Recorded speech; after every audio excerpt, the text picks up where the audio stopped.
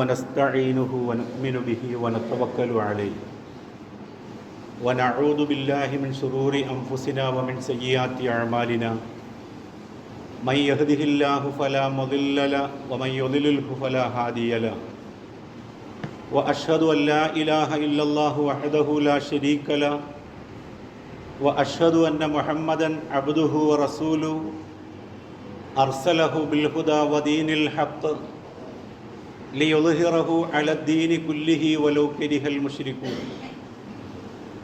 اللهم صل على محمد وعلى آل محمد كما صليت على إبراهيم وعلى آل إبراهيم إنك حميد مجيد اللهم بارك على محمد وعلى آل محمد كما باركت على إبراهيم وعلى آل إبراهيم إنك حميد مجيد أما بعد فإن أصدق الكتاب كتاب الله وخير السنن سنن محمد صلى الله عليه وسلم وشر الأمور محدثاتها وكل محدثة بدعة وكل بدعة ضلالة يا أيها الذين آمنوا أوصيكم أولا بتقوى الله أعوذ بالله من الشيطان الرجيم بسم الله الرحمن الرحيم فآمنوا بالله ورسوله النبي الأمي الذي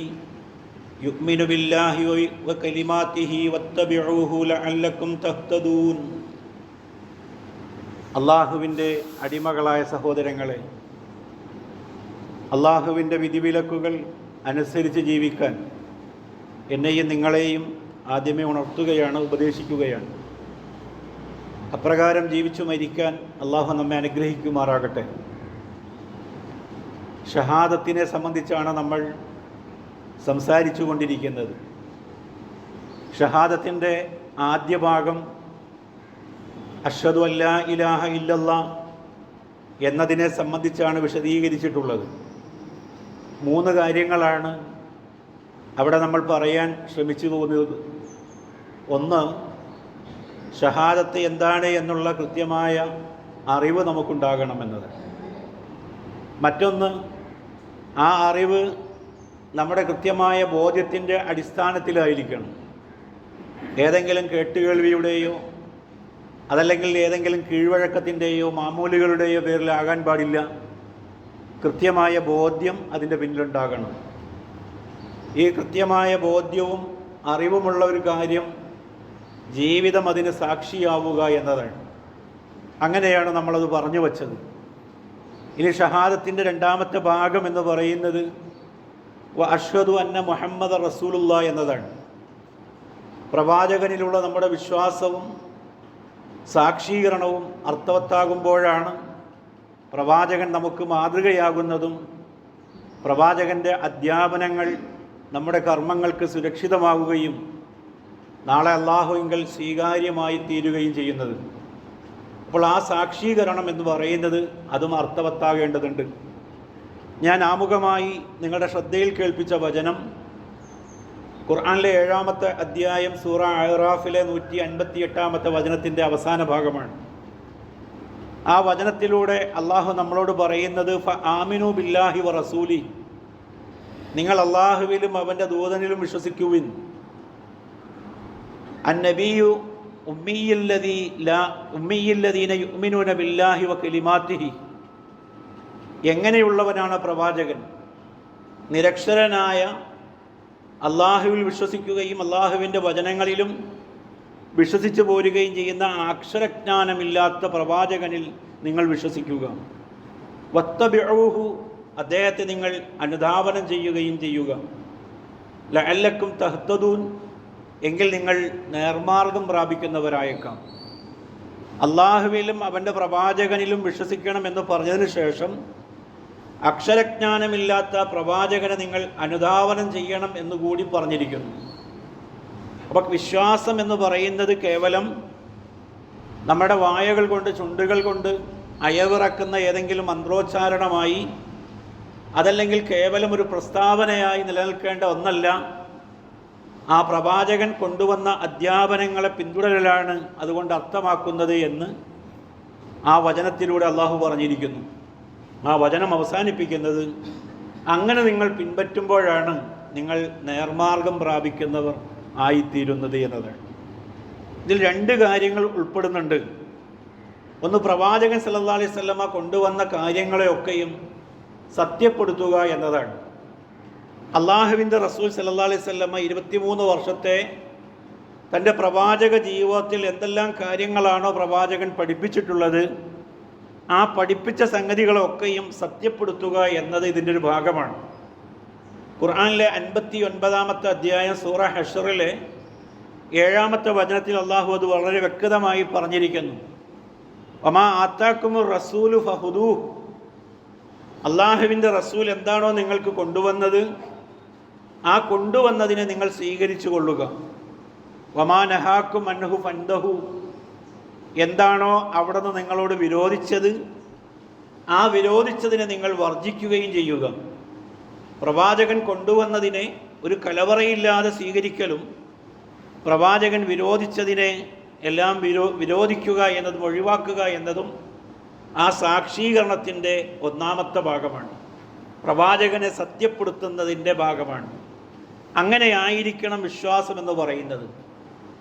പ്രവാചകൻ്റെ അധ്യാപനങ്ങൾ ചിലത് എനിക്ക് പറ്റണില്ല, എൻ്റെ ഇഷ്ടങ്ങൾക്കും എൻ്റെ താല്പര്യങ്ങൾക്കും അല്ലെങ്കിൽ നാട്ടിലെ മാമൂലകൾക്കും നാട്ടു കീഴ്വഴക്കങ്ങൾക്കുമെല്ലാം അതീതമാണതെല്ലാം, അതല്ലെങ്കിൽ അതിനെയെല്ലാം പൊളിച്ചടക്കുന്നതാണ് പ്രവാചക അധ്യാപനങ്ങൾ എന്ന് വരുമ്പോൾ പലപ്പോഴും അതിനോടൊരു വിസമ്മതം സ്വീകരിക്കാൻ ആളുകൾ താല്പര്യപ്പെടാറുണ്ട്. അത്തരമൊരു അവസ്ഥയിലേക്ക് ഒരാൾ പോയാൽ വിശ്വാസം പൂർത്തിയാവുകയെന്നില്ല എന്നതാണ് പറഞ്ഞതിൻ്റെ നേർക്ക് നേരെയുള്ള അർത്ഥമെന്ന് പറയുന്നത്. അള്ളാഹുവിൻ്റെ പ്രവാചകനോടൊപ്പം അന്തിമ പ്രവാചകനാണ് എന്നതുകൂടിയും അംഗീകരിക്കേണ്ട ഒരു വസ്തുതയാണ്. ഇനിയൊരു പ്രവാചകൻ വരാനില്ല. അതുകൊണ്ട് തന്നെ ഈ പ്രവാചക അധ്യാപനങ്ങൾക്ക് ഉപോത്ബലകമായതോ ഭേദഗതിയായിട്ടുള്ളതോ ആയിട്ടുള്ള ഒരു നിർദ്ദേശവും ഇനി വരാനില്ല എന്നത് കൃത്യമായ ആ സത്യപ്പെടുത്തലിൻ്റെ ഭാഗമാണ്. രണ്ടാമത്തെ ഭാഗം എന്ന് പറയുന്നത്, പ്രവാചക അധ്യാപനങ്ങൾ സമകാലിക ലോകത്ത് നമ്മൾ കൈയാളുന്ന വിഷയങ്ങൾ സ്വീകരിക്കുന്നതോടൊപ്പം തന്നെ ഭാവിയിൽ വരാനിരിക്കുന്ന പല കാര്യങ്ങളും പ്രവാചകൻ സല്ലല്ലാഹു അലൈഹി വസല്ലം ദീർഘദർശനം ചെയ്യുന്നുണ്ട്. പ്രവാചകന് കിട്ടിയ വഹീൻ്റെ അടിസ്ഥാനത്തിൽ അതിലൊന്നാണ് നമ്മുടെ വിചാരണ എന്ന് പറയുന്നത്. അതിൽപ്പെട്ടതാണ് സ്വർഗനരകങ്ങൾ എന്ന് പറയുന്നത്. ആ വിചാരണയെയും സ്വർഗനരകത്തെയും പരലോകത്തെയും എല്ലാം വിശ്വസിക്കാൻ ആ പ്രവാചക അധ്യാപനങ്ങളിൽ നിന്നുകൊണ്ട് വിശ്വസിക്കാൻ സാധിക്കണമെന്നതാണ്. നമ്മുടെ ബുദ്ധി കൊണ്ടും നമ്മുടെ ആലോചനകൾ കൊണ്ടും അല്ലെങ്കിൽ നമ്മുടെ അന്വേഷണങ്ങൾ കടന്നു ചെല്ലാൻ സാധ്യതയില്ലാത്തതുമായ അത്തരം കാര്യങ്ങളൊക്കെയും അംഗീകരിക്കുക എന്നത് ഒരു വിശ്വാസിയുടെ ബാധ്യതയാണ്.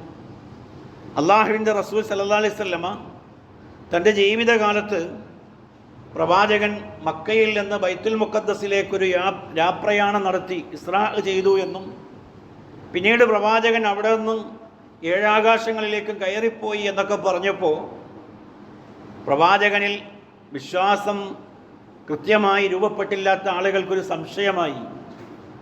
മുനാഫിക്കുകളായ ആളുകൾ ഇതൊരു അവസരമായി പ്രവാചകനെയും ഇസ്ലാമിക അധ്യാപനങ്ങളെയും അധിക്ഷേപിക്കാൻ തുടങ്ങി. ഇസ്ലാമിൻ്റെ ബദ്ധവൈരികളായ ജൂതന്മാരായ ആളുകളടക്കമുള്ള ആളുകൾ എന്താണ് താങ്കളുടെ ചങ്ങാതി ഇപ്പോൾ പറഞ്ഞുകൊണ്ടിരിക്കുന്നത് എന്ന് പറഞ്ഞുകൊണ്ട് വിശ്വാസികളെ വല്ലാതെ സമ്മർദ്ദത്തിലാക്കുന്ന ഒരു സന്ദർഭമുണ്ടായി. അത്തരമൊരു ഘട്ടത്തിലാണ് സിദ്ദീഖുൽ അക്ബർ അബൂബക്കർ സിദ്ദീഖ് റളിയല്ലാഹു അൻഹു തൻ്റെ കലവറയില്ലാത്ത വിശ്വാസം അവരുടെ മുന്നിൽ പ്രഖ്യാപിക്കുന്നത്. ഇതേ പ്രവാചകൻ ഒരു അള്ളാഹുവിനെ പരിചയപ്പെടുത്തിയപ്പോൾ നമ്മൾ വിശ്വസിച്ചല്ലോ. അതേ പ്രവാചകൻ സ്വർഗവും നരകവും പറഞ്ഞു തന്നപ്പോൾ നമ്മൾ വിശ്വസിച്ചല്ലോ. അതിൽ വലുതൊന്നുമല്ലല്ലോ പ്രവാചകൻ ഇപ്പോൾ പറഞ്ഞിട്ടുള്ള കാര്യങ്ങൾ. പ്രവാചകൻ അത് പറഞ്ഞിട്ടുണ്ടെങ്കിൽ ഞാനത് വിശ്വസിച്ചിരിക്കുന്നു എന്ന് പറഞ്ഞുകൊണ്ട് ഒരു കലവറയുമില്ലാതെ അള്ളാഹുവിൻ്റെ റസൂൽ എന്താണോ പറഞ്ഞത് ആയത്തിൽ കേട്ടതുപോലെ ആ പറഞ്ഞതിനെ ഞാൻ അക്ഷരം പ്രതി വിശ്വസിക്കുന്നു എന്ന് അദ്ദേഹം പ്രഖ്യാപിക്കുകയുണ്ടായി. അള്ളാഹുവിൻ്റെ റസൂൽ അദ്ദേഹത്തെ സിദ്ദീഖ് എന്നും അഭിസംബോധന ചെയ്യുന്നത് അവിടെ നിന്ന് കുറ്റമാണ്. അപ്പോൾ അങ്ങനെ വിശ്വസിക്കാൻ സാധിക്കുക എന്നത് വിശ്വാസത്തിൻ്റെ പൂർണ്ണതയിൽപ്പെട്ടതാണ്. പ്രവാചകൻ്റെ വാക്കുകൾക്ക് അള്ളാഹു നൽകുന്ന അംഗീകാരം ഖുർആനിലെ 53-ാമത്തെ അധ്യായം സൂറ നജ്മിലെ 3-4 വചനങ്ങളിലൂടെ നമുക്ക് വായിക്കാവുന്നതാണ്. വമാ യൻതിഖു അനിൽ ഹവ, അദ്ദേഹം സ്വാഭിഷ്ടപ്രകാരം, ഇച്ഛപ്രകാരം, ആഗ്രഹപ്രകാരം അദ്ദേഹം ഒന്നും സംസാരിക്കുകയില്ല. ഇൻ ഹുവ ഇല്ലാ വഹീൻ യൂഹ, അദ്ദേഹം സംസാരിക്കുന്നത് അദ്ദേഹത്തിന് അവതരിച്ചിട്ടുള്ള വഹീൻ്റെ അടിസ്ഥാനത്തിലാണ്. വഹീൻ്റെ പിൻബലമില്ലാതെ അദ്ദേഹം നിങ്ങളോട് മതപരമായൊരു കാര്യവും ഒരു കൽപ്പനയും പ്രവാചകൻ്റേതായി നടത്തുകയില്ല എന്ന് അള്ളാഹു അവൻ്റെ കിതാബിലൂടെ വിശ്വാസികളെ അറിയിക്കുകയാണ്. അപ്പോൾ പ്രവാചകൻ കൊണ്ടുവന്നതിനെ സ്വീകരിക്കുക എന്നത് വിശ്വാസികളുടെ മേൽ ബാധ്യതയാണ് എന്ന് ഈ വചനം കൃത്യമായി പറയുന്നുണ്ട്. 64-ാമത്തെ അധ്യായം സൂറത്ത് തഗാബുനിലെ 8-ാമത്തെ വചനം അള്ളാഹു വീണ്ടും പറയാണ്, ഫആമിനു ബില്ലാഹി വറസൂലി, നിങ്ങൾ അള്ളാഹുവിലും അവൻ്റെ പ്രവാചകനിലും വിശ്വസിക്കണം. വന്നൂരില്ലദീ അൻസൽന, അദ്ദേഹത്തിൽ നാം ഇറക്കിക്കൊടുത്തിട്ടുള്ള പ്രകാശത്തെയും നിങ്ങൾ വിശ്വസിക്കുക. വല്ലാഹു ബിമാ തഅമലൂന ഖബീർ, അള്ളാഹു നിങ്ങൾ പ്രവർത്തിക്കുന്നതിനെ പറ്റി സൂക്ഷ്മമായി അറിയുന്നവനാകുന്നു. അള്ളാഹുവിൻ്റെ പ്രവാചകനെ അംഗീകരിക്കണം, പ്രവാചകൻ കൊണ്ടുവന്നത് സ്വീകരിക്കണം എന്ന് പറഞ്ഞതിൻ്റെ കൂടെയാണ് ഖുർആനെയും സ്വീകരിക്കണമെന്ന് പറഞ്ഞത്. അപ്പോൾ ഖുർആനിക അധ്യാപനങ്ങൾക്ക് പുറമെ പ്രവാചകൻ്റേതായ വിശദീകരണങ്ങളും അതിനു പുറമെയുള്ള പ്രവാചകൻ്റേതായ ഉദ്ബോധനങ്ങളും സ്വീകരിക്കൽ ഒരു വിശ്വാസിയുടെ മേൽ ബാധ്യതയാണ് എന്ന് ആ വചനം കൃത്യമായി തന്നെ പഠിപ്പിക്കുന്നുണ്ട്.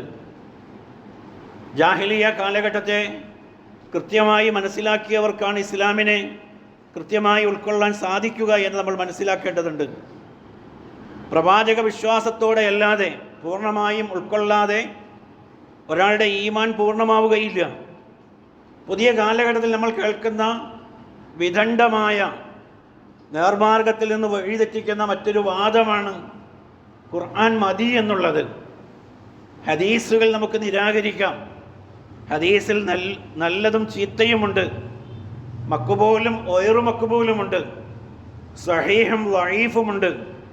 അതെല്ലാം തിരഞ്ഞെടുക്കാനും സ്വീകരിക്കാനുമൊക്കെ ജനങ്ങൾക്ക് പ്രയാസമായി തീരും. അതുകൊണ്ട് ഹദീസിനെ അങ്ങോട്ട് മാറ്റിവെച്ച് ഖുർആൻ കൊണ്ട് മാത്രമായി നമുക്ക് ജീവിക്കാമെന്ന് പറയുന്ന പുതിയ പുതിയ വാദഗതികൾ പ്രവാചകൻ്റെ കാലത്തില്ലാത്തതും ഉത്തമ നൂറ്റാണ്ടിൽ പറഞ്ഞു കേൾക്കാത്തതുമായ വാദങ്ങൾ പുതിയ കാലഘട്ടത്തിൽ നമ്മൾ കേൾക്കുകയാണ്.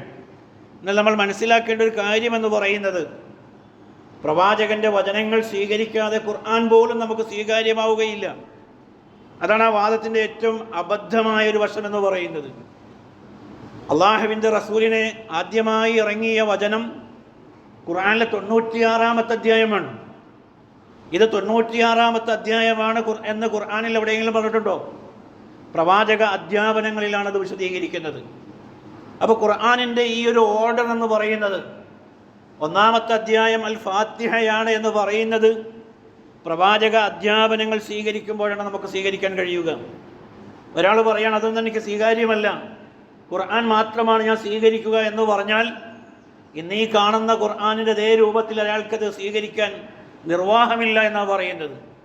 ഇനി കർമ്മങ്ങളിലേക്ക് നമ്മൾ നോക്കുകയാണ് എങ്കിൽ ഒരു കർമ്മവും പ്രവാചക അധ്യാപനങ്ങളില്ലാതെ, ഹദീസുകളില്ലാതെ, പ്രവാചകൻ്റെ സുന്നത്തുകളില്ലാതെ സ്വീകരിക്കാൻ നിർവാഹമില്ല എന്നതാണ്. അതെല്ലാം നമ്മോട് ആവർത്തിച്ച് ആവശ്യപ്പെടുന്നൊരു കാര്യം ഖുർആനി പറഞ്ഞതാണ്. വമാ അതാക്കുമുർ റസൂൽ ഫഖുദൂഹ്, എന്തൊക്കെയാണോ പ്രവാചകൻ നിങ്ങളിലേക്ക് കൊണ്ടുവന്നത് ആ കൊണ്ടുവന്നതിനെ നിങ്ങൾ സ്വീകരിച്ചു കൊള്ളുക. വമാ നഹാക്കും അൻഹു ഫൻതഹു, എന്തൊക്കെ അവിടുന്ന് വിരോധിച്ചുവോ ആ വിരോധങ്ങളൊക്കെ തന്നെയും നിങ്ങൾ ഒഴിവാക്കുകയും ചെയ്തു കൊള്ളുക. ഖുർആനിലെ 4-ാമത്തെ അധ്യായമാണ് സൂറത്തുൻ നിസാ. അതിൽ 65-ാമത്തെ വചനം ഇങ്ങനെയാണ്, ഫലാ വറബ്ബിക ലാ യുഅ്മിനൂൻ, ഇല്ല, നിന്റെ രക്ഷിതാവ് തന്നെയാണ്, അവരൊരിക്കലും വിശ്വാസികളാവുകയില്ല. ഒരു വലിയ സ്റ്റേറ്റ്മെൻറ്റ് നടത്തുന്നതിന് മുമ്പായി ശപഥം ചെയ്തുകൊണ്ട്, സത്യം ചെയ്തുകൊണ്ട് അള്ളാഹു പറയണം, നിന്റെ രക്ഷിതാവ് തന്നെയാണ് സത്യം, അവരൊരിക്കലും വിശ്വാസികളാവുകയില്ല. എവരെ പറ്റിയാണ് പറയുന്നത്? ഹത്താ യുഹക്കിമൂക ഫീമാ ശജറ ബൈനഹും, ഹത്താ യുഹക്കിമൂക്ക, നിന്റെ വിധികർത്തൃത്വം നീ പ്രസ്താവിക്കുന്നത്, നിന്റെ വിധി അവർ പൂർണ്ണമായി സ്വീകരിക്കുന്നത് വരെ. ഫീമാ ഷജറ ബൈനഹും, പിന്നീട് അവരുടെ മനസ്സുകളിൽ ഒരു പ്രയാസവുമില്ലാത്ത രീതിയിൽ. സുമലാ യജിദു ഫി അൻഫുസിഹിം ഹറജ, ഒരു ബുദ്ധിമുട്ടും അവരുടെ മനസ്സിൽ അവർക്കില്ലാത്ത വിധം, അങ്ങനെ ഒരു തോന്നലില്ലാത്ത വിധം പൂർണ്ണമായും അവർ സ്വീകരിക്കുന്ന ഘട്ടത്തിലല്ലാതെ അവരൊരിക്കലും വിശ്വാസികളാവുകയില്ല.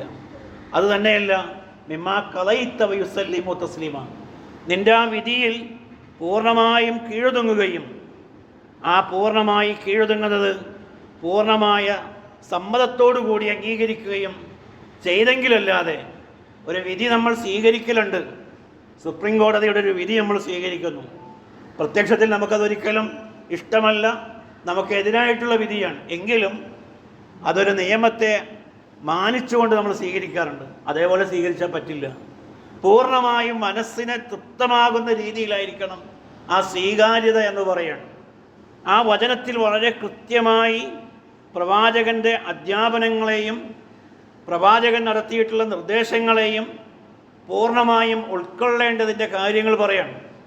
ഈ ആയത്തിനെ വിശദീകരിച്ച അമാനി മൗലവി 4-5 ഘടകങ്ങൾ കൃത്യമായി അദ്ദേഹം പറയുന്നുണ്ട്. അദ്ദേഹം പറയുന്ന ഒന്നിതാണ്, ഫല എന്ന് പറഞ്ഞുകൊണ്ടാണ് ആ വചനം ആരംഭിക്കുന്നത്. അതിൻ്റെ അർത്ഥമില്ല എന്ന അർത്ഥത്തിലാണ്. ഒരിക്കലും സംഭവിക്കുകയില്ല ഇനി പറയുന്നത് സംഭവിക്കാതെ. രണ്ടാമത് അള്ളാഹു പറഞ്ഞു, വ റബ്ബിക്ക, നിന്റെ രക്ഷിതാവിൻ്റെ കൊണ്ടിതാ സത്യം ചെയ്തു പറയുന്നു. അള്ളാഹുവിനെ കൊണ്ട് സത്യം ചെയ്തുകൊണ്ട് ഒരു പ്രസ്താവന ആരംഭിക്കുകയാണ്. ആ പ്രസ്താവനയുടെ ആദ്യ ഭാഗം ലാ യുഅ്മിനൂൻ, നിങ്ങളിൽ ഒരാളും വിശ്വാസിയാവുകയില്ല എന്നതാണ്. അത്രയും പ്രാധാന്യവും ഗൗരവമുള്ളതാണ് വിഷയമെന്ന് പറയുന്നത്. എന്താണ് പറയുന്ന കാര്യമെന്ന് പറയുന്നത്? ഹത്താ യുഹക്കിമൂക്ക, നിന്നെ അവർ വിധികർത്താവായി സ്വീകരിക്കുന്നത് വരെ. ഈ ആയത്തിനൊരു അവതരണ പശ്ചാത്തലമുണ്ട്. പ്രവാചകൻ സല്ലല്ലാഹു അലൈഹി വസല്ലമയുടെ അനുചരർക്കിടയിൽ ഉണ്ടായിട്ടുള്ളൊരു തർക്കത്തിന് പരിഹാരമായി പ്രവാചകൻ്റെ സന്നിധിയിലേക്ക് പോകുന്നതിന് പകരം ജൂതൻ്റെ അടുക്കലേക്ക് പോയിട്ടുള്ള ആളുകളെ സംബന്ധിച്ചാണ് ഈ വിധി അല്ലെങ്കിൽ ഈ ആയത്ത് അവതരിച്ചത് എന്ന് പറയാറുണ്ട്.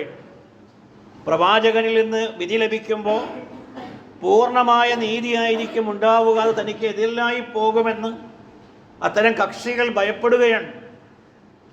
അപ്പോൾ ഏതെങ്കിലും തരത്തിലുള്ള ദുസ്വാധീനങ്ങളും അവിഹിതമായത് വല്ലതും നേടിയെടുക്കാനുള്ള മാർഗങ്ങളെ സംബന്ധിച്ചുള്ള ആലോചനയാണ് പ്രവാചകനിൽ നിന്ന് അന്വേഷണം മറ്റൊരാളിലേക്ക് എത്തിച്ചേരുന്നത്. അത്തരമൊരു ചിന്ത നിങ്ങൾക്കുണ്ട് എങ്കിൽ അള്ളാഹുവിൻ്റെ പ്രവാചകൻ്റെ കൽപ്പനയ്ക്ക് പകരം മറ്റേതെങ്കിലും വ്യക്തികളുടെ അധ്യാപനങ്ങളെ നിങ്ങൾ സ്വീകരിക്കുന്നുവെങ്കിൽ, മറ്റേതെങ്കിലും വ്യക്തികളുടെ നിർദ്ദേശങ്ങളാണ് നിങ്ങൾക്ക് സ്വീകാര്യമെങ്കിൽ ഒരിക്കലും നിങ്ങൾ വിശ്വാസിയാവുകയില്ല എന്നതാണ്. ഏതുവരെ നിങ്ങളത് അംഗീകരിക്കുകയും മനസ്സിൽ ഒരു വിഷമം തോന്നാതിരിക്കുകയും എന്നിട്ട് പൂർണ്ണ മനസ്സോടുകൂടി ആ വിധി പ്രസ്താവനത്തെ നിങ്ങൾ കീഴൊതുങ്ങുകയും ചെയ്യുന്നതുവരെ നിങ്ങൾ ഒരാളും വിശ്വാസിയാവുകയില്ല. എവിടെയാണ് പ്രവാചക അധ്യാപനങ്ങൾക്ക് വിരുദ്ധമായി, അതല്ലെങ്കിൽ പ്രവാചകൻ്റെ സുന്നത്തുകൾക്ക് വിരുദ്ധമായി എതിർദിശയിൽ നീങ്ങാൻ ഒരു മനുഷ്യന് അല്ലെങ്കിൽ ഒരു വിശ്വാസിക്കുള്ള സാധ്യത എവിടെയാണ് ഇസ്ലാമിലുള്ളത്? സുന്നത്തുകൾക്ക് വിപരീതമായി നമ്മൾ നീന്തിക്കൊടുക്കിയിരിക്കുകയാണ്. പലപ്പോഴും നാട്ടാചാരങ്ങളാണ് നമുക്ക് പ്രാമുഖ്യമായി വരുന്നത്. പ്രവാചക അധ്യാപനങ്ങൾ നമ്മൾ മാറ്റിവെക്കുന്നു. ഇസ്ലാമിലേക്ക് കടന്നു വന്നിട്ടുള്ള ഇത്തിക്കണ്ണികൾ എന്ന് പറയുന്നത് ഇസ്ലാമാണ് എന്ന് തെറ്റിദ്ധരിച്ചുകൊണ്ട് പുതിയ കാലഘട്ടത്തിൽ സമൂഹം ഏറ്റെടുത്തിട്ടുള്ള ഒരുപാട് അനാചാരങ്ങൾ അത് പ്രവാചക അധ്യാപനങ്ങളാണ് എന്ന് സമൂഹം തെറ്റിദ്ധരിച്ചവയാണ്. ആരാണിതിങ്ങനെ തെറ്റിദ്ധരിപ്പിച്ചത്? അത് ഓരോ കാലഘട്ടത്തിലെയും പൗരോഹിത്യം ജനങ്ങളോട് തെറ്റായിട്ടുള്ള ഇത്തരം ഏതെങ്കിലും മൗലവിമാരുടെയോ മൗലാനമാരുടെയോ ഏതെങ്കിലും പുണ്യപുരുഷന്മാരുടെയോ അധ്യാപനങ്ങൾ ഇതാണ് ദീനിലെ പ്രമാണങ്ങൾ എന്ന് തെറ്റിദ്ധരിപ്പിക്കുകയും അതൊരു കാലഘട്ടം ചോദ്യം ചെയ്യപ്പെടാതെ അംഗീകരിച്ചു പോവുകയും ചെയ്യുകയായിരുന്നു. എന്നാൽ അത്തരത്തിലുള്ള എല്ലാ പ്രസ്താവനകളെയും പൊളിച്ചടക്കുന്നതാണ് നാം ഈ ഓതിവച്ച വചനമെന്ന് പറയുന്നത്. അതൊന്നും അംഗീകരിക്കാൻ ഒരു വിശ്വാസിക്ക് ബാധ്യതയില്ല. ചില പള്ളികളിൽ വെള്ളിയാഴ്ച ദിവസം 2 ബാങ്കുകൾ കൊടുക്കാറുണ്ട്. സാധാരണ ബാങ്ക് ഇമാമ് മിമ്പറിൽ കയറിയതിന് ശേഷമുള്ള ബാങ്കാണ് അള്ളാഹുവിൻ്റെ റസൂലിൻ്റെ കാലത്തുള്ളത്. എന്നാൽ ചില പള്ളികളിൽ 2 ബാങ്കുകൾ കൊടുത്തുകൊണ്ടിരിക്കുന്നു. അത് ഏതൊരു കാലഘട്ടത്തിൽ പ്രവാചകൻ്റെ കാലഘട്ടത്തിന് ശേഷം പിൽക്കാലത്ത് സമൂഹത്തിൻ്റെ ആളുകളുടെ വ്യാപനം കൂടി വരികയും ആളുകൾക്ക് ഈ ദിവസം വെള്ളിയാഴ്ചയാണ് എന്നറിയാനുള്ള ഒരു സംഗതിയായി, ഒരു അടയാളമായി, ഒരു ചിഹ്നമായി, ഒരു പ്രസ്താവന എന്നുള്ള നിലയിൽ ബാങ്കിൻ്റെ ലഫ്ലുകൾ പോലുമല്ല എന്നാണ് അതെല്ലാം രേഖപ്പെടുത്തിയിട്ടുള്ളത്. അത്തരം ചില വിളിച്ചു പറയലുകൾ ഉണ്ടായപ്പോൾ അത് തന്നെയും ബാങ്കാക്കിക്കൊണ്ട് പള്ളിയിലേക്ക് കൊണ്ടുവരികയും ആ ബാങ്ക് വിളി പിന്നീട് അനുസ്യൂതമായി കൊണ്ടാടുകയും ചെയ്യുന്നുണ്ട്. എന്നാൽ ഇമാം ഷാഫി പറഞ്ഞു, ഇതാര് തുടങ്ങി വച്ചു എന്ന് നമുക്കറിയില്ല. പക്ഷേ പ്രവാചകൻ്റെ കാലത്തുള്ള ആ ഒരു ബാങ്കിനെയാണ് ഞാൻ ഇഷ്ടപ്പെടുന്നത്. ഒന്ന് ആലോചിച്ച് നോക്കൂ. മരണ വീട്ടിൽ മരിച്ചു കിടക്കുന്ന മയ്യത്തിൻ്റെ ചാര ഇരുന്നു കൊണ്ട് ഖുർആൻ ഓതുകയാണ്. അറിവുള്ളവനും ഇല്ലാത്തവനും ബന്ധുക്കളും എല്ലാവരും. അതൊരു നല്ല കാര്യമായി സമൂഹം കൊണ്ടു നടക്കുകയാണ്. എന്നാൽ ഖുർആൻ വളരെ വ്യക്തമായി പറഞ്ഞിട്ടുള്ള അധ്യാപനം എന്ന് പറയുന്നത് ഒരാൾക്കും അയാൾ അധ്വാനിച്ചതല്ലാതെ മറ്റൊരാളുടെ അധ്വാനം ഒരാൾക്ക് ലഭിക്കുകയില്ല എന്നതാണ്. ഒരാളുടെയും പാപഭാരം മറ്റൊരാൾ പേറുകയില്ല എന്നതാണ് ഖുർആനിൻ്റെ നസ്സായിട്ടുള്ള വളരെ കൃത്യമായ ഗണ്യതമായിട്ടുള്ള വിധിയാണ് പറയുന്നത്. എന്നാൽ ഇതിനെ അപവാദമായി പ്രവാചകൻ പറഞ്ഞുള്ള ചില കാര്യങ്ങളുണ്ട്. അത് മാറ്റി നിർത്തിയാൽ മറ്റൊന്നും അവിടേക്ക് സ്വീകാര്യമല്ല. എന്നാൽ സമൂഹം അതൊരു നന്മയായി കൊണ്ടു നടക്കുകയാണ്. ഇമാം ഷാഫി പറഞ്ഞു, ഈ ആയത്തിൽ നിന്നാണ് ഇമാം ഷാഫി തെളിവ് പിടിച്ചിട്ടുള്ളത്. ഒരിക്കലും ഖുർആൻ പാരായണം ചെയ്യുന്ന മരിച്ചതിൻ്റെ അടുക്കലിരുന്ന് ഖുർആൻ പാരായണം ചെയ്യുന്നവർക്ക് അതിൻ്റെ പ്രതിഫലം ലഭിക്കുകയില്ല എന്നുള്ളത്, ഒരാളുടെയും പാപഭാരം മറ്റൊരാൾ പേറുകയില്ല എന്നതും, ഒരാൾക്കും അയാളുടെ അധ്വാനമല്ലാതെ മറ്റൊരു പ്രതിഫലം ലഭിക്കുകയില്ല എന്നുമുള്ള ഖുർആനിൻ്റെ കൃത്യമായിട്ടുള്ള അധ്യാപനമാണെന്ന് പറയണ്ടായി. ഇപ്പോൾ പറഞ്ഞു വരുന്നത് ഇതെല്ലാം പുൽക്കാലഘട്ടത്തിൽ തമസ്കരിക്കപ്പെടുകയും എന്നിട്ട് ആളുകൾ ഓരോ നാടിൻ്റെയും രീതി അനുസരിച്ചുകൊണ്ട് തങ്ങളുടേതായ ആചാരങ്ങൾ മെനയുകയും ചെയ്യുകയായിരുന്നു. പ്രവാചകനിലുള്ള വിശ്വാസം, ഷഹാദത്ത് എന്ന് പറയുന്നത് തൃപ്തിയുടെ കൂടി ഭാഗമാണ്. അതെങ്ങനെ തൃപ്തിയാവുക? എനിക്കെൻ്റെ മക്കൾ തൃപ്തിയാണ്, എൻ്റെ ഇണ തൃപ്തിയാണ്, എൻ്റെ വരുമാനം തൃപ്തിയാണ് എന്ന് പറയുമ്പോൾ അതിലൊന്നും അവിഹിതമായ മറ്റൊന്നും ആഗ്രഹിക്കാതെ അതുകൊണ്ട് സംതൃപ്തമാവുക എന്നതാണ്. വിശ്വാസികൾ വിജയിച്ചിരിക്കുന്നു എന്ന് പറയുന്നിടത്ത് പറയുന്നുണ്ട് ഹദീസിൽ, എന്താണ് അവർക്ക് ലഭിച്ചത്? ആ ലഭിച്ചതിൽ അവർ തൃപ്തരാണ് എന്നതാണ്. 100 രൂപയോ കിട്ടിയുള്ളൂ എങ്കിൽ അതിലൊരു പൊറുതികേട് അവർ കാണിക്കുന്നില്ല, ഒരക്ഷമരുമല്ല അവർ, അതിലെല്ലാം ക്ഷമയോടുകൂടി അവർ നിൽക്കുന്നു എന്നതാണ്. ഈ ഒരു തൃപ്തി പ്രവാചക അധ്യാപനങ്ങളിൽ നമുക്കുണ്ടാകണം. അള്ളാഹുവിൻ്റെ കൽപ്പന, അള്ളാഹുവിൻ്റെ റസൂല് എന്താണ് പറഞ്ഞിട്ടുള്ളത്? ആ പറഞ്ഞതിൽ നിൽക്കാൻ പറ്റണം. എന്നാലോചിച്ച് നോക്കൂ. ഒരു വീട് നിർമ്മിക്കുമ്പോൾ പുതിയ കാലഘട്ടത്തിൽ നമ്മൾ അനുഭവിക്കുന്ന പ്രശ്നമെന്ന് പറയുന്നത്, സിവിൽ പഠിച്ച ഒരാളെ കൊണ്ടുവന്ന് നല്ല ശുദ്ധവായു കടക്കാൻ സാധ്യതയുള്ള, വായു സഞ്ചാരമുള്ള, വെളിച്ചം കടക്കാൻ പറ്റിയ നിലയിൽ വീടിന് നമുക്ക് സ്ഥാനം കണ്ടെത്താം. അതിനൊരു വിരോധവുമില്ല, ശാസ്ത്രമാണത്. എന്നാൽ അതേ സ്ഥലത്ത് തന്നെ പണിക്കനെ കൊണ്ടുവന്ന് പണിക്കനെ കൊണ്ടൊരു സ്ഥാനം നിർണ്ണയിക്കുകയാണ്. അതെന്താണ് പ്രശ്നം? അവിടെ വെളിച്ചത്തിൻ്റെ സാധ്യതയല്ല നോക്കുന്നത്, വായു സഞ്ചാരമല്ല നോക്കുന്നത്. ഇവിടെ മറിഞ്ഞിരിക്കുന്ന പല ഉപദ്രവങ്ങളും ഈ വീടിനോ വീട്ടിൽ താമസിക്കുന്നവർക്കോ ഉണ്ടാകാതിരിക്കാൻ എന്താണ് വഴി എന്നാണ് നോക്കുന്നത്. അത്തരത്തിലുള്ള എല്ലാ നടപടിക്രമങ്ങളും പ്രവാചക അധ്യാപനങ്ങൾക്ക് വിരുദ്ധമാണ്. ആ വിരുദ്ധമായത് നമ്മൾ സ്വീകരിക്കണം. ഇത് മറ്റു മതക്കാരുടേതാണ് എന്നും അവരാണിത് കൊണ്ടു നടക്കുന്നതെന്ന് അറിഞ്ഞുകൊണ്ട് തന്നെ നമ്മൾ സ്വീകരിക്കുന്നു. എന്തുകൊണ്ട് സ്വീകരിക്കുന്നു? പ്രവാചക അധ്യാപനങ്ങൾ ആ വ്യക്തിക്ക് തൃപ്തിയായി തോന്നിയില്ല. പ്രവാചകൻ്റേതായ ഒരു കൽപ്പന, പ്രത്യേകമായ ഒരു വീട് കാണുമ്പോൾ മറ്റുള്ളവരുടെ പറമ്പിലാകരുത് എന്നും അവനവൻ്റെ സ്ഥലത്തും അവനവൻ്റെ സൗകര്യപ്രദവും ആയിരിക്കണമെന്നുമല്ലാതെ അവിടെ മറ്റൊരു പ്രശ്നവും ഇല്ല. നിങ്ങളുടെ അടുപ്പ് തെക്കൻ ഭാഗത്ത് തെക്ക് വശത്ത് വരരുത് എന്നോ അല്ലെങ്കിൽ അടുക്കള ഇന്ന ഭാഗത്ത് വരരുത് എന്നോ സ്വീകരണ മുറി ഇന്ന ദിശയിലേ പറ്റുള്ളൂ എന്നോ ഖുർആനിലോ സുന്നത്തിലോ നമ്മൾ കാണുന്നില്ല. അതൊരു സൗകര്യം കൂടിയാണ് നമുക്ക്. എന്നാൽ അത് പോരാ എന്നിടത്ത് നമ്മൾ മനസ്സിലാക്കുന്നത്, പറയാതെ പറഞ്ഞു വയ്ക്കുന്നത്, ഈ പ്രവാചകൻ എനിക്ക് തൃപ്തനല്ല എന്നതാണ്. അതൊരാളുടെ വിശ്വാസത്തിൻ്റെ അപൂർണതയാണ് പറഞ്ഞത്. നോക്കൂ നിങ്ങൾ, ബുഖാരിയും മുസ്ലിമും ഒക്കെ റിപ്പോർട്ട് ചെയ്ത ഹദീസിൽ അള്ളാഹുവിൻ്റെ റസൂല് പറയാ, ദാക്കത്തുഅമൽ ഈമാൻ, ഈമാനിൻ്റെ മാധുര്യം ആസ്വദിച്ചിരിക്കുന്നു. ആരാണ് ആസ്വദിച്ചത്? മൻ റളിയ ബില്ലാഹി റബ്ബൻ, ആരാണോ അള്ളാഹുവിനെ രക്ഷിതാവായി തൃപ്തിപ്പെട്ടവൻ, വബിൽ ഇസ്ലാമി ദീനൻ, ഇസ്ലാമിനെ മതമായി തൃപ്തിപ്പെട്ടവൻ ആരാണോ അവൻ, വബി മുഹമ്മദിൻ നബിയ, പ്രവാചകൻ മുഹമ്മദ് നബി സല്ലല്ലാഹു അലൈഹി വസല്ലമയെ അള്ളാഹുവിൻ്റെ ദൂതനായും തൃപ്തിപ്പെട്ടവൻ ആരാണോ അവനാണ് ഈമാനിൻ്റെ മാധുര്യം ആസ്വദിച്ചത്. അപ്പോൾ പ്രവാചകൻ ഇത്രയേ പറഞ്ഞിട്ടുള്ളൂ, എങ്കിൽ അവിടെ നിൽക്കാൻ പറ്റണം, അവിടെ നിൽക്കണം. വീട് പണിത് കഴിഞ്ഞാൽ ആ വീട്ടിലേക്ക് ആദ്യം കടത്തേണ്ടത് എന്താണ്? പുതിയ കാലഘട്ടത്തിലെ പുതിയ ചില മസ്അലകളാണ്, അന്വേഷണങ്ങളാണ്. എന്താണ് നിങ്ങൾക്ക് ആവശ്യമുള്ളത്? അത് കടത്തിക്കൊള്ളുക. പ്രവാചക അധ്യാപനങ്ങൾ അത്രയും സുഖകരമാണ്, എളുപ്പമാണ്. എന്നാൽ എന്താണ് പാചകം ചെയ്യേണ്ടത്? ആദ്യത്തെ അടുക്കളയിൽ എന്താണ് നിങ്ങൾക്ക് വേണ്ടത്? ബിരിയാണി ഉണ്ടാക്കണോ? ആയിക്കൊള്ളട്ടെ. അതല്ല കട്ടൻ ചായയാണോ വയ്ക്കേണ്ടത്? വെച്ചുകൊള്ളട്ടെ. അപ്പോൾ പുതിയ ചില അധ്യാപനങ്ങൾ വരുന്നു. അവിടെ പാല് തന്നെ തിളപ്പിക്കണം. ഈ വീട്ടിൽ ആർക്കും പാൽ ഉപയോഗിക്കാൻ പാടില്ല, പക്ഷെ എന്നാലും പൗരോഹിത്യം പറയുന്നത് പാല് തിളപ്പിക്കണം എന്നുള്ളതാണ്. തിളപ്പിച്ചാൽ മാത്രം പോരാ, തിളച്ച പാല് അടുപ്പിലേക്ക് കടന്ന്, അടുപ്പിലേക്ക് വീണ്, അടുപ്പിൽ തീ കടണം എന്നതാണ് പുതിയ നീട്ടുവരും. ഇതെവിടെ നിന്ന് കിട്ടി? ഇത് പ്രവാചക അധ്യാപനങ്ങൾ നമ്മൾ കാണുന്നില്ല.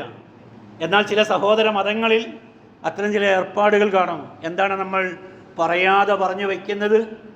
പറയാതെ പറഞ്ഞു വയ്ക്കുന്നത് ഈ പ്രവാചക അധ്യാപനം എനിക്ക് തൃപ്തിയായിട്ടില്ല എന്നതാണ്. അതുകൊണ്ട് എൻ്റെ മനസ്സിനൊരു തൃപ്തി ലഭിക്കുന്നില്ല എന്നതാണ്. ആദ്യ വീട്ടിൽ എന്ത് കയറ്റണം? നമ്മൾ ആദ്യം പറഞ്ഞു എന്താണോ വേണ്ടത് കയറ്റിക്കൊള്ളുക. പക്ഷെ അവിടെ മുളകും ഉപ്പുമാണ് കേൾക്കേണ്ടത്. എവിടെ നിന്ന് കിട്ടി? എന്താണോ ആവശ്യമുള്ളത് കയറ്റുക എന്നതിനടുത്ത് മാറി ഇന്ന വസ്തു കയറ്റണമെന്ന് പറയുന്നത് എവിടെ നിന്നോ കിട്ടിയ അധ്യാപനങ്ങളാണ്. അങ്ങനെ കയറ്റാത്തത് കൊണ്ട്, അങ്ങനെ കയറാത്തത് കൊണ്ട് ഇതൊക്കെയും ഒരു പോരായ്മയായി തോന്നുന്നുവെങ്കിൽ അവിടെയൊക്കെയും പറയാതെ നമ്മൾ പറഞ്ഞു പോകുന്നത് ഈ പ്രവാചകൻ്റെ അധ്യാപനങ്ങൾ നമുക്ക് തൃപ്തിയായി തോന്നിയില്ല എന്നാണ്. പ്രവാചകൻ്റെ വീട്ടിലേക്ക് 3 ആളുകൾ വന്ന സംഭവം നമ്മൾ പലവരും കേട്ടവരാണ്. അവർ പ്രവാചക അധ്യാപനങ്ങളെ പറ്റി ചോദിച്ചു. ആ 3 പേർക്കും തോന്നി പ്രവാചകൻ കഴിഞ്ഞതും വരാനിരിക്കുന്നതുമായ പാപങ്ങളൊക്കെയും പൊറുക്കപ്പെട്ട ദേഹമാണ്, അതുകൊണ്ട് പ്രവാചകൻ ഇതൊക്കെ മതിയാവും. എന്തൊക്കെ പറഞ്ഞത്? എന്നെ വീട്ടിൽ സഹായിക്കാറുണ്ട്. ആയിഷ ബീവി പറയാം, ഈ പ്രവാചകൻ, ലോകഗുരുവായിട്ടുള്ള ഈ പ്രവാചകൻ വീട്ടിൽ അടുക്കളയിൽ തൻ്റെ സഹധർമ്മിണിയെ സഹായിക്കാറുണ്ട്. രാത്രി പ്രവാചകൻ നമസ്കരിക്കാറുണ്ട്. എന്നാൽ എല്ലാ രാത്രിയും അങ്ങനെ ദീർഘമായി നമസ്കരിക്കാറില്ല. ചിലപ്പോൾ പ്രവാചകൻ ഉറങ്ങാറുണ്ട്. സുന്നത്തായ നോമ്പുകൾ എടുക്കാറുണ്ട്, അതിൽ എടുക്കാത്ത ദിവസങ്ങളുമുണ്ട്. ഇതെല്ലാം കേട്ടപ്പോൾ അവർക്കത് വളരെ കുറവുള്ളതായി തോന്നി എന്നതാണ്. പ്രവാചകൻ്റെ മുന്നിൽ, പ്രവാചകൻ്റെ പത്നിയുടെ മുമ്പിൽ ശപഥം ചെയ്തുകൊണ്ട് പോയ ആളുകൾ നമുക്കറിയാം. ഇനി ജീവിതത്തിൽ സഹധർമ്മിണിമാരില്ലാതെ സന്യാസമായിക്കൊണ്ട് അള്ളാഹുവിനെ ഓർത്തുകൊണ്ട് കഴിയുമെന്നാണ് ഒരാൾ പറയുന്നത്. മറ്റൊരാൾ പറയുന്നത് ഞാൻ എല്ലാ രാത്രികളിലും നിന്ന് നമസ്കരിക്കുമെന്നാണ്. മൂന്നാമൻ പറയുന്നത് ഒരൊറ്റ പകലും എനിക്കുണ്ടാവില്ല നോമ്പില്ലാത്തതായി, എല്ലാ പകലും ഞാൻ നോമ്പ് നോക്കും. പ്രത്യക്ഷത്തിൽ ഇതൊക്കെ നല്ലതായി നമുക്ക് തോന്നാം. അള്ളാഹുവിൻ്റെ റസൂല് പറഞ്ഞത് നിങ്ങളെക്കാളൊക്കെ അള്ളാഹുവിനെ ഭയപ്പെടുന്നവൻ ഞാനാണ്, അതുകൊണ്ട് എൻ്റെ ചര്യ ആർക്ക് സ്വീകാര്യമല്ലയോ, അത് ആർക്ക് തൃപ്തിയാകുന്നില്ലയോ അവൻ എന്നിൽപ്പെട്ടവനല്ല എന്നതാണ്. എന്താണ് പറയാതെ പറഞ്ഞത്? പ്രവാചകൻ വ്യക്തമാക്കി പറഞ്ഞത് എന്താണ്? ഈ പ്രവാചകൻ കൊണ്ടുവന്ന അധ്യാപനങ്ങൾ നിങ്ങൾക്ക് തൃപ്തിയാകണമെന്നത്. അവിടെ നിൽക്കാൻ പറ്റണം. നിങ്ങളുടെ വകയായിട്ട് കുറേ എക്സ്ട്രാ ഫിറ്റിങ്സുകൾ ഇവിടെ പറ്റില്ല എന്നത് തന്നെയാണ്. അവിടെ നിൽക്കാൻ നിങ്ങൾക്ക് കഴിയുമ്പോഴാണ് നിങ്ങളുടെ സാക്ഷ്യത്വം സ്വീകാര്യമാകുക. നോക്കൂ നിങ്ങൾ, ബുഖാരി മുസ്ലിം റിപ്പോർട്ട് ചെയ്ത ഹദീസ്, പ്രവാചകൻ എന്ന് പറയുന്നത് നമ്മുടെ കുത്തകയല്ല. പ്രവാചകൻ എല്ലാ മനുഷ്യരിലേക്കും എല്ലാ സമൂഹത്തിലേക്കും കൂടിയുള്ളവനാണ്. മറ്റു കഴിഞ്ഞു പോയ പ്രവാചകന്മാർ ഓരോ ജനവിഭാഗങ്ങളിലേക്ക് മാത്രമായപ്പോൾ അള്ളാഹുവിൻ്റെ റസൂലിന് അള്ളാഹുവിൻ്റെ റസൂൽ തന്നെ പറയുകയാണ്, അഅ്തൈതു ഹംസൻ ലം യുഅ്തിഹുന്ന അഹദൻ മിനൽ അംബിയ. ഒറ്റ പ്രവാചകന്മാർക്കും നൽകാത്ത 5 കാര്യങ്ങൾ എനിക്ക് പ്രത്യേകമായി അള്ളാഹു നൽകിയിരിക്കുന്നു. 5 പ്രത്യേകതകളുണ്ട് എനിക്ക്. അതിലൊന്ന് പ്രവാചകൻ പറഞ്ഞത് വബുഇസത്തു ലിന്നാസി കാഫ, എല്ലാ ജനങ്ങളിലേക്കുമാണ് അള്ളാഹു എന്നെ നിയോഗിച്ചിരിക്കുന്നത്. ഖുർആൻ അത് പറഞ്ഞു, വമാ അർസൽനാക ഇല്ലാ റഹ്മത്തൻ ലിൽ ആലമീൻ, മാലോകർക്ക് മുഴുക്കെ കാരുണ്യമായി കൊണ്ടല്ലാതെ താങ്കളെ നാം നിയോഗിച്ചിട്ടില്ല എന്നതാണ്. അതേ പ്രവാചകൻ വിശ്വാസികളുടെ കാര്യത്തിൽ വളരെ ദയാലുവും താല്പര്യമുള്ളവനും വിശ്വാസികൾ കഷ്ടപ്പെടുന്നത് സഹിക്കാൻ പറ്റാത്തവനും അവരുടെ കാര്യത്തിൽ അതീവ തൽപരനുമാണ് എന്നും 9-ാമത്തെ അധ്യായം സൂറ തൗബയിലെ 128-ാമത്തെ വചനത്തിൽ വീണ്ടും പറയുന്നുണ്ട്. ഇതേ രീതിയിൽ പ്രവാചകൻ കൊണ്ടുവന്നതിനെ പൂർണ്ണ മനസ്സോടുകൂടി സ്വീകരിക്കുകയും ആ അധ്യാപനങ്ങളിൽ മനസ്സറിഞ്ഞുകൊണ്ട് തൃപ്തിപ്പെടുകയും അത്രയേ ഉള്ളൂ എന്ന് പറഞ്ഞാൽ അവിടെ നിൽക്കാൻ പറ്റുന്നിടത്താണ് നമ്മുടെ വിശ്വാസം കുടിക്കൊള്ളുന്നത് എന്ന് മനസ്സിലാക്കിക്കൊണ്ട് സ്വീകരിക്കാൻ തയ്യാറാവേണ്ടതുണ്ട്. ബുഖാരിയും മുസ്ലിം റിപ്പോർട്ട് ചെയ്ത മറ്റൊരു വചനം ഇങ്ങനെയാണ്, അൻ അനസ് ബിൻ മാലിക് റളിയല്ലാഹു അൻഹു, മാ മിൻ അഹദിൻ, നിങ്ങളൊരാളുമില്ല, യശ്ഹദു അൻ ലാ ഇലാഹ ഇല്ലല്ലാഹ് വ അന്ന മുഹമ്മദൻ റസൂലുള്ളാഹ് സദഖൻ മിൻ ഖൽബി ഇല്ലാ ഹറമല്ലാഹു അലന്നാർ. ആരാണോ ഈ ഷഹാദത്ത് കലിമ അഷ്ഹദു അൻ ലാ ഇലാഹ ഇല്ലല്ലാഹ് വ അഷ്ഹദു അന്ന മുഹമ്മദൻ റസൂലുള്ളാഹ് എന്നത് പൂർണ്ണമായ മനസ്സോടുകൂടി പൂർണ്ണമായ സത്യമായി ഉൾക്കൊണ്ടുകൊണ്ട് ആരതിനെ കൃത്യമായ രീതിയിൽ അംഗീകരിക്കുന്നുവോ വിശ്വസിക്കുന്നുവോ അത്തരം ആളുകളുടെ മേൽ നരകം നിഷിദ്ധമായി തീരുന്നതാണ്. അവർക്ക് നരകം നിഷിദ്ധമാണ്. ആ രീതിയിൽ സാക്ഷ്യവചനങ്ങളെ അതിൻ്റെ അർത്ഥവും പൊരുളും മനസ്സിലാക്കി പൂർണ്ണമായ രീതിയിൽ ഉൾക്കൊള്ളാൻ ഞാനും നിങ്ങളും പരിശ്രമിക്കുക. അള്ളാഹു അതിന് നമ്മെ അനുഗ്രഹിക്കുമാറാകട്ടെ. അസ്തഗ്ഫിറുല്ലാഹ ലീ വലക്കും വലി ജമീഇൽ മുസ്ലിമീന അസ്തഗ്ഫിറൂ ഇന്നഹു ഹുവൽ ഗഫൂറുർ റഹീം.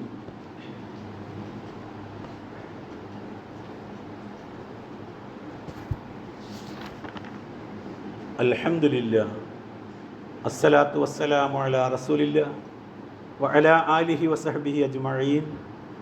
യാ അയ്യുഹല്ലദീന ആമനു ഉസീക്കും സാനിയൻ ബിത്തഖ്വല്ലാഹ്. അള്ളാഹുവിൻ്റെ അടിമകളായ സഹോദരങ്ങളെ, അള്ളാഹുവിൻ്റെ വിധിവിലക്കുകൾ അനുസരിച്ച് ജീവിക്കാൻ ഒരിക്കൽ കൂടെ എന്നെയും നിങ്ങളെയും ഉണർത്തുകയാണ്, ഉപദേശിക്കുകയാണ്. അപ്രകാരം ജീവിച്ചു മരിക്കാൻ അള്ളാഹു നമ്മെ അനുഗ്രഹിക്കുമാറാകട്ടെ. ഒരു നേതാവിനെയും അതിൻ്റെ അനുയായികൾ സ്വീകരിക്കാത്തത്രയും സ്വീകാര്യതയാണ് പ്രവാചകന് ഈ സാക്ഷ്യവചനത്തിലൂടെ നമ്മൾ നൽകുന്നത്. എന്നുവെച്ചാൽ ആ പ്രവാചകൻ കൊണ്ടുവന്നതിനെ അക്ഷരം പ്രതി നമ്മൾ സ്വീകരിക്കുന്നു എന്നതാണ്. ഖുർആനിൽ വിശ്വാസികളുടെ പ്രാർത്ഥനയായിക്കൊണ്ട് 3-ാമത്തെ അധ്യായം സൂറ ആലി ഇമ്രാനിലെ 53-ാമത്തെ വചനത്തിൽ അള്ളാഹു പറഞ്ഞ ഇങ്ങനെയാണ്, റബ്ബന, ഞങ്ങളുടെ രക്ഷിതാവേ, ആമന്ന ബിമാ അൻസൽത, നീ എന്താണോ ഞങ്ങൾക്ക് അവതരിപ്പിച്ചു തന്നത് ആ അവതരിപ്പിച്ചു തന്നതിൽ ഞങ്ങൾ വിശ്വസിച്ചിരിക്കുന്നു. വത്തബഅന റസൂല, നിൻ്റെ പ്രവാചകനെ ഞങ്ങൾ അനുധാവനം ചെയ്യുകയും ചെയ്യുന്നു. ഫക്തുബന മഅശ്ശാഹിദീൻ, അതുകൊണ്ട് ഞങ്ങളെ നീ സാക്ഷ്യം വഹിച്ചവരോടൊപ്പം ഞങ്ങളെ നീ രേഖപ്പെടുത്തണം. അവിടെയൊക്കെയും കൃത്യമായി പറയുന്നത് വത്തബഅന റസൂല എന്നതാണ്. പ്രവാചകനെ നമ്മൾ വിശ്വസിച്ചു എന്ന് മാത്രമല്ല, പ്രവാചകനെ നമ്മൾ അനുധാവനം ചെയ്യുന്നു എന്നുള്ളതാണ്. ഒരിക്കൽ അള്ളാഹുവിൻ്റെ റസൂല് അബ്ദുല്ലാഹിബ്നു മസ്ഊദ് റളിയല്ലാഹു അൻഹു വിളിച്ചുകൊണ്ട് പറഞ്ഞു, ഇഖ്റ അലയ്യ ഖുർആൻ, നീ എനിക്ക് ഖുർആൻ ഒന്ന് പാരായണം ചെയ്തു തരണം. അദ്ദേഹം പറഞ്ഞു, അഖ്റ അലൈക വ അലൈക്കൽ ഉൻസില, ഞാൻ താങ്കൾക്ക് പാരായണം ചെയ്യേ, താങ്കൾക്കല്ലേ ആ ഖുർആൻ അവതരിച്ചത്, എന്നിട്ട് ഞാൻ താങ്കൾക്ക് വീണ്ടും പാരായണം ചെയ്തു തരികയോ? പ്രവാചകനോട് അദ്ദേഹം ചോദിക്കുക. അള്ളാഹുവിൻ്റെ റസൂല് പറഞ്ഞു, ഇന്നി അഹബ്ബു അൻ അസ്മഉഹു മിൻ അലാ ഗൈരി, ഞാനല്ലാത്ത ഒരാളിൽ നിന്ന് ഖുർആൻ കേൾക്കാൻ എനിക്ക് ആഗ്രഹമുണ്ട്, അതുകൊണ്ട് നീ അതൊന്ന് പാരായണം ചെയ്തു തരിക എന്ന് പറഞ്ഞപ്പോൾ അബ്ദുല്ലാഹിബ്നു മസ്ഊദ് റളിയല്ലാഹു അൻഹു സൂറത്തു നിസാ ആണ് പാരായണം ചെയ്തത്. ആ പാരായണം 41-ാമത്തെ വചനത്തിലെത്തി. ആ വചനം ഇങ്ങനെയാണ്, ഫകൈഫ ഇദാ ജിഇനാ മിൻ കുല്ലി ഉമ്മത്തിൻ ബിശഹീദിൻ വജിഇനാ ബിക അലാ ഹൗലാഇ ഷഹീദ. ഫകൈഫ എങ്ങനെയിരിക്കും അല്ലാഹു ചോദിക്കുകയാണ്. ഇദാ ജിഇനാ മിൻ കുല്ലി ഉമ്മത്തിൻ ബിശഹീദിൻ, ഓരോ സമുദായത്തിൽ നിന്നും ഓരോ സാക്ഷിയെ ആ സമുദായത്തിലേക്ക് നിയുക്തനായ പ്രവാചകനെ നമ്മൾ കൊണ്ടുവരികയും വജിഇനാ ബിക അലാ ഹൗലാഇ ഷഹീദ, ഈ സമൂഹത്തിനെതിരിൽ സാക്ഷിയായി താങ്കളെ നാം കൊണ്ടുവരികയും ചെയ്യുമ്പോൾ എന്തായിരിക്കും അവസ്ഥയെന്ന് പ്രവാചകൻ ആ വചനം കേട്ട് കഴിഞ്ഞപ്പോൾ അള്ളാഹുവിൻ്റെ റസൂൽ പറഞ്ഞു, ഹസ്ബുക്കല്ലാൻ, ഇനി മതിയട്ടോ, ഇനി അങ്ങോട്ട് ഓതേണ്ടതില്ല എന്ന് പറഞ്ഞുകൊണ്ട് പ്രവാചകൻ ആ ഓത്തവിടെ നിർത്തിച്ചു. പ്രവാചകൻ നമുക്ക് സാക്ഷിയാകും എന്നതിൻ്റെ കൃത്യമായിട്ടുള്ള ആ ഒരു നിർദ്ദേശം അള്ളാഹു തന്നെ പറഞ്ഞു വച്ച വചനമാണ് 4-ാമത്തെ അധ്യായത്തെ 41-ാമത്തെ വചനം. അള്ളാഹുവിൻ്റെ ഈ വചനത്തിന് നൽകിയിട്ടുള്ള വ്യാഖ്യാനങ്ങളിൽ നമുക്ക് കാണാവുന്നതാണ്. ബി നബിയുഹ യുഷ്ഹദു അലൈഹിം ബിമാ അമിലു, ഓരോ പ്രവാചകന്മാരും തങ്ങളുടെ ജനങ്ങൾക്ക് അവർ പ്രവർത്തിച്ചതിനെ സംബന്ധിച്ച് സാക്ഷിയായിട്ട് വരും. തങ്ങളുടെ അധ്യാപനങ്ങൾക്ക് ഒത്തതാണോ പ്രവർത്തിച്ചത് എന്നുള്ളത്. ഷാഹിദൻ യുഷ്ഹദു അലാ ജമീഅൽ ഉമമി അലാ മൻ റആഹു അലാ മൻ ലം യറഹു, താങ്കൾ കണ്ടതും കാണാത്തതുമായ ജനസമൂഹങ്ങൾക്ക് വേണ്ടി താങ്കളെയും നാം കൊണ്ടുവരുമെന്നുള്ളത്. അള്ളാഹുവിൻ്റെ പ്രവാചകൻ കാണാത്ത ജനങ്ങൾക്കും കണ്ടതായ തൻ്റെ അനുചരന്മാർക്ക് വേണ്ടിയും പ്രവാചകനെ കൊണ്ടുവരുമെന്നതാണ്. അപ്പോൾ പ്രവാചകൻ്റെ അധ്യാപനങ്ങൾ നമുക്കുള്ള മാർഗനിർദ്ദേശകമാണ് എന്നതിന് കൃത്യമായ സൂചനയാണ് ഈ വചനത്തിലൂടെ അള്ളാഹു പറഞ്ഞു വച്ചിരിക്കുന്നത്. അപ്പോൾ ആ പ്രവാചക വചനങ്ങൾക്ക് നിരക്കാത്തതാണ് ആളുകൾ കയ്യാളിയത് എങ്കിൽ പ്രവാചകൻ തീർച്ചയായും അത്തരം ആളുകൾക്കെതിരിലായിക്കൊണ്ടായിരിക്കും നാളെ സാക്ഷി പറയുക എന്നതാണ്. ഖുർആനിലെ അതേ അധ്യായത്തിൽ തന്നെ 59-ാമത്തെ വചനത്തിൽ അള്ളാഹു പറയുന്നുണ്ട്, യാ അയ്യുഹല്ലദീന ആമനു, അല്ലയോ സത്യവിശ്വാസികളെ, അത്തിയു അല്ലാഹ വ അത്തിയു റസൂൽ, അള്ളാഹുവിനെയും അവൻ്റെ പ്രവാചകനെയും നിങ്ങൾ അനുസരിക്കണം.